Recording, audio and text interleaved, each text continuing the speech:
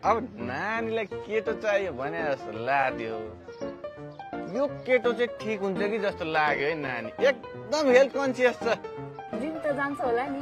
दिनदिनै जिम जान्छ। हो र? सिक्स प्याक पनि छ होला हैन गुरु? ओहो, सिक्स प्याक? किन नहुनु, उसको फेभरेटै सिक्स प्याक हो।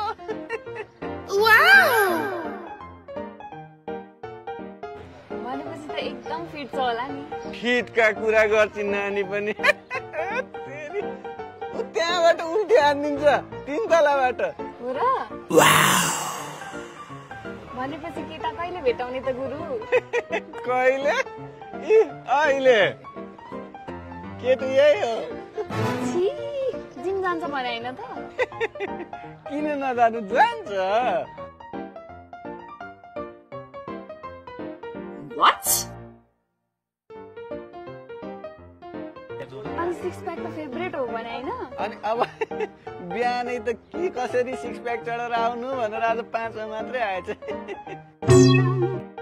यहाँबाट उल्टी हान्छ भने हैन त? अब खाली पेटमा 5 प्याक हानेपछि उल्टी किन हान्दैन त नि?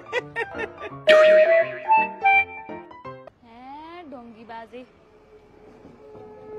देख्नुभयो त लैलैमा लागेको नतिजा। त्यसैले सोचेको र सुनेको कुरा सबै सत्य हुँदैन।